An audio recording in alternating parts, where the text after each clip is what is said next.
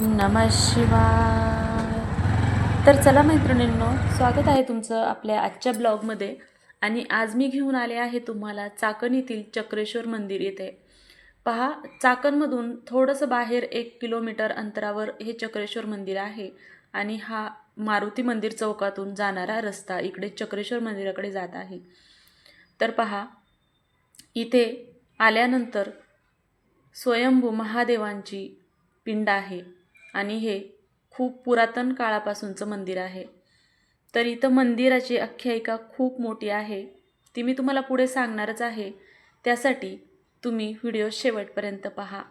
या व्हिडिओचा इतिहास पांडवांसोबत तसेच रामायणाशी शिवाय शिवाजी महाराजांच्या काळाशी सुद्धा जोडले गेलेला आहे.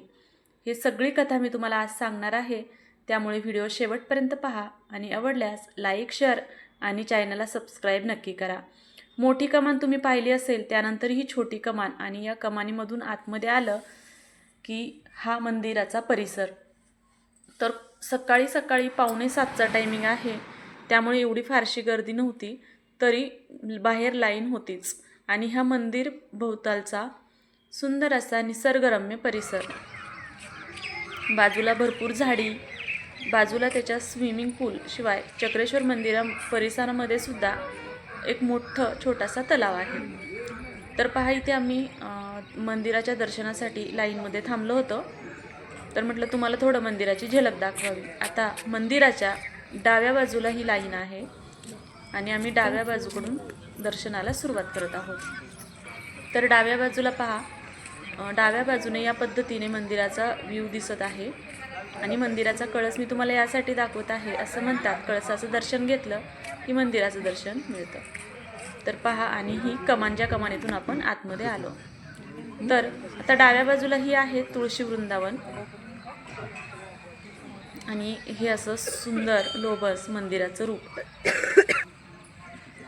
तर पूर्वेला आता पहा, सूर्योदय होतच होता आणि तुम्हाला इकडे मी जसं बोलले की बाहेर छोटंसं कुंड आहे, शिवाय पार्कसुद्धा आहे छोटंसं.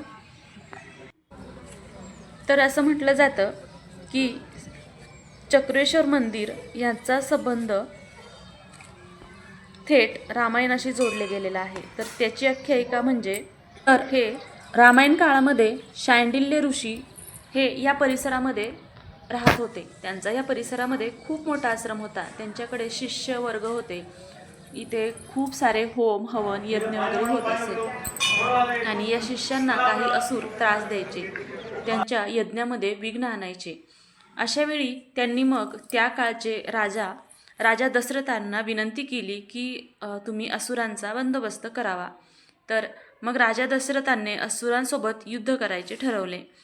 त्यानंतर मग राजा दशरथाने त्या असुरांचा पराभव करत असताना त्यांचं जे रथ होतं, त्या रथाचं जे चाक असतं, चाकाला चाक निखळायला लागलं, म्हणजे त्या चाकामध्ये जे कुंडी अडकलेली असते ती निघाली.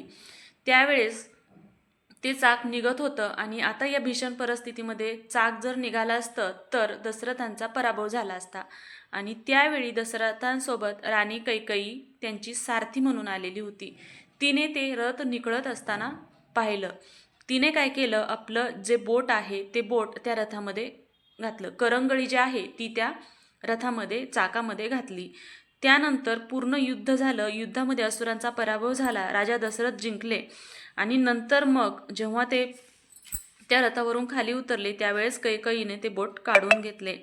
त्यावेळेस तिथं भरपूर सारं रक्त पडलं होतं आणि ते चाकही निखळून पडलं. म्हणून या भूमीला एकचक्री नगरी असं त्या रामायणाच्या काळामध्ये म्हटलं जायचं आणि त्याचाच अपभ्रंश होऊन आता चाकण असं नाव पडलेलं आहे. दुसरा संबंध असा की ज्यावेळेस पांडव वनवासामध्ये होते, म्हणजे त्यांनी राज त्याग केलेला होता, त्यावेळेस ते या एकचक्रा नगरीमध्ये ब्राह्मण वेशामध्ये राहत होते. शिवाय हे मंदिर शिवाजी छत्रपती महाराजांच्या काळाशी सुद्धा जोडले गेलेलं आहे. तर या काळात संत तुकाराम महाराज सुद्धा इथे महादेवांच्या दर्शनासाठी येत असत, भजन कीर्तन करत असत. तर इथले नंदीचे वैशिष्ट्य म्हणजे हे संगमरवरावरती कोरलेलं मंदिर, नंदीचं मूर्ती आहे आणि त्यांचा पाय एका पायावर ते बसलेले आहे. म्हणजेच जसं की काय ते भोलेबाबांचा आदेश मानण्यासाठीच एका पायावर तयारीतच बसलेले आहेत. तर पहा मित्रांनो, सुंदर लोभस असं हे शिवमंदिर आणि हे मंदिराच्या आतमधील गाभारा. इथे मी दर्शन घेतलं आणि मग ह्यांना दर्शनासाठी पाठवलं. गर्दी तुम्ही पाहिलीच किती आहे. बाहेर कमी वाटत होती, पण आतमध्ये गाभारा फुल होता. बाहेर लाकडी सभामंडप आहे, त्याचा व्ह्यू मी तुम्हाला दाखवतेच. आणि या सभामंडपामध्ये नंतर मग आम्ही बसलो आणि हा आहे घुमट, जो मंदिराचा घुमट आहे. त्याचबरोबर तुम्हाला अजून एक आख्यायिका सांगायची आहे. तर मंदिराच्या पायरीला आपण पाया पडतो. ज्यावेळेस आपण मंदिरात जातो त्यावेळेस खाली वाकून पाया पडतो आणि मंदिरात जातो. तर असं करू नये असं म्हणतात. ते का हेही मी तुम्हाला आजच्या व्हिडिओमध्ये सांगणार आहे.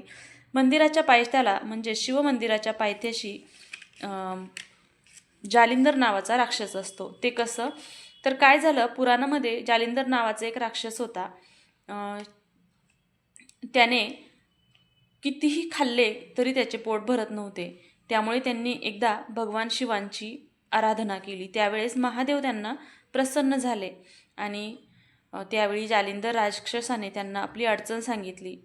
तर भोलेबाबांनी त्यांना सांगितलं की अशा वेळी तू स्वतःला पायापासून खायला सुरुवात कर. त्याने तसं केलं. सगळं खाऊन झालं, डोक्याचा भाग शिल्लक राहिला. त्यांनी पुन्हा महादेवांची आराधना केली. आता माझं पूर्ण शरीर खाऊन झालं, डोक्याचा भाग राहिलाय, तरीसुद्धा माझी भूक भागत नाही. त्यावेळी महादेव त्यांना म्हटले की आता तू एक काम कर, इथे माझ्या महादेव मंदिराची जी पायरी आहे त्या पायरीवर बस, म्हणजे तुझं पायरीवर इथे डोकं ठेव. ज्यावेळेस भक्त माझे दर्शनाला येतील, त्यांचे जे काही पापं असतील, त्यांची दुःख असतील, त्यांच्या अडचणी असतील, त्या तू खा, म्हणजे तुझं पोट भरेल. असं सांगितल्यानंतर तो असुर तिथे बसला. आणि असं म्हटलं जातं की कुठल्याही मंदिराच्या पाया पडताना खाली पायरीला पाया पडू नये, वरती जे गणपतीची मूर्ती असते तिथे पाया पडावं आणि मग मंदिराच्या आतमध्ये जावं. तर पहा, खाली ही राक्षसाची मूर्ती तुम्हाला दिसतच असेल. तर अशा पद्धतीनं ही आख्यायिका आहे. आता या मंदिराचा मी जसं की तुम्हाला म्हटलं की हा पूर्ण गाभारा आहे, हा लाकडी आहे आणि हा आहे CCTV कॅमेरा. आतमध्ये खूप गर्दी असली की बाहेरून सुद्धा तुम्ही इथे CCTVमध्ये दर्शन घेऊ शकता, जी स्क्रीन बसवलेली आहे त्यावर. आता मंदिराच्या उजव्या बाजूकडचा हा दरवाजा आणि या दरवाजातून आम्ही आलेलो आहे बाहेर. तर आता मंदिराच्या मागच्या बाजूला हे औदुंबराचं वृक्ष आहे आणि या औदुंबर वृक्षाच्या बाजूलाच विठ्ठल रुक्मिणी मंदिराची छोटीशी मूर्ती आहे, मंदिर आहे. आणि हा आहे मंदिराच्या कळस मागचा. आता हा पुढचा भाग त्या विठ्ठल मूर्तीच्या समोरचा भाग आहे.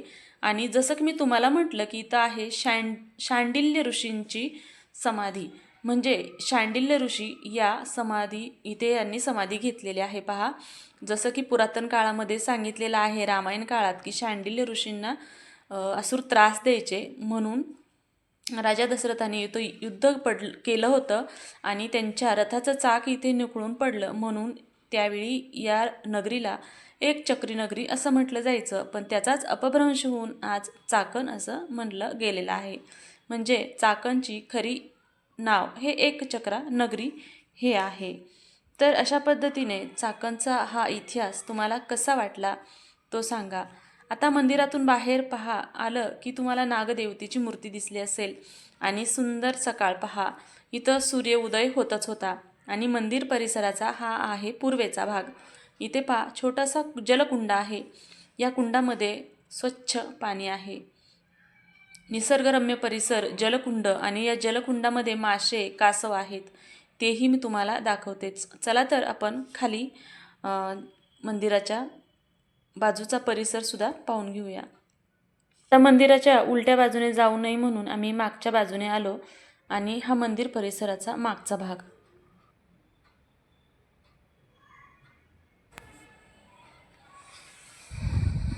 तर पहा, आता इथून बाहेर पडलो. ही मंदिराची डावी बाजू आणि मागं शांडिल्य ऋषींचा जिथं समाधी स्थान आहे ती मंदिराची उजवी बाजू. तर पहा, हा निसर्गरम्य परिसर. आणि आता इकडं आलेलो आहोत आपण मंदिराच्या पुढच्या भागाकडे, म्हणजे पूर्व बाजूकडे. आता इथे थोड्याशा पायऱ्या उतरल्यानंतर खाली हा जलकुंड आहे. या कुंडामध्ये कासवसुद्धा असतात आणि मासेसुद्धा असतात. तर चला, मला कासव दिसलंय, तुम्हाला मी इथं कासव झूम करून दाखवते, तुम्ही ते जवळून पहा.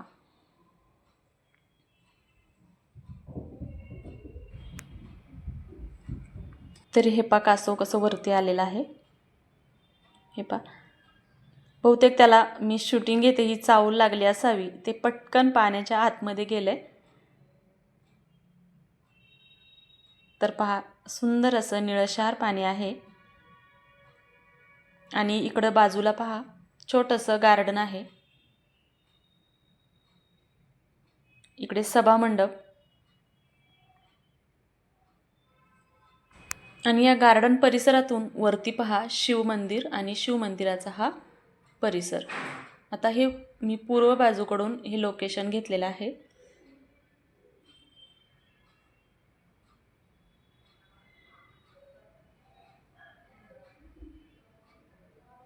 तर चला, आता आपण चक्रेश्वर महाराजांचं दर्शन घेतलं, इथली आख्यायिका सुद्धा पाहिली.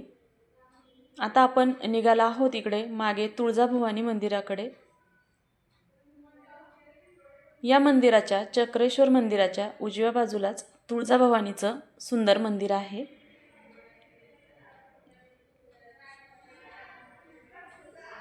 आता मंदिरासमोरून आलं इकडं उजव्या बाजूला की हे मंदिर दिसतं. आता इथे बाहेर छोटंसं मंदिर आहे पहा. इथे शंभू महादेव, माता पार्वती आणि गणपतीची सुंदर मूर्ती आहे. तुळजाभवानी माता मंदिरात प्रवेश केला की इथे सुंदर बाहेर मातेच्या पादुका आणि छोटीशी मूर्ती ठेवलेली आहे. आणि हे खाली पहा, अगदी तळघरात मंदिर आहे तुळजाभवानी मातेचं. हे मंदिर सुद्धा पुरातन काळातीलच आहे. डाव्या बाजूला गणपती आणि इकडे उजव्या बाजूला देवी मूर्ती आहे. तर अशा पद्धतीने आम्ही तुळजाभवानी मंदिरात सुद्धा दर्शन घेतलं आणि मग निघालो परतीच्या मार्गावरती घरी येण्यासाठी. तर चला मैत्रिणींनो, तर चला मग, तुम्हाला आजचा व्हिडिओ कसा वाटला? चक्रेश्वर मंदिर आणि तुळजाभवानी मातेचं दर्शन तुम्ही घेतलं का? कमेंट करून नक्की सांगा. आणि तुम्हाला ही चक्रेश्वर मंदिर आणि परिसरातील सांगितलेली ऐतिहासिक पौराणिक माहिती आवडली का? तेही कमेंट करून सांगा. आणि व्हिडिओ आवडला असेल तर व्हिडिओला लाईक करा, शेअर करा. आणि आपल्या चॅनलवरती नवीन असाल तर चॅनलला सबस्क्राईब नक्की करा. चला तर मग भेटूया उद्याच्या नवीन अशा छानशा व्हिडिओमध्ये. तोपर्यंत आजचा व्हिडिओ पूर्ण पाहिल्याबद्दल आणि छान छान कमेंट केल्याबद्दल तुमचे मनापासून खरंच खूप खूप धन्यवाद. सर्वांना श्री स्वामी समर्थ.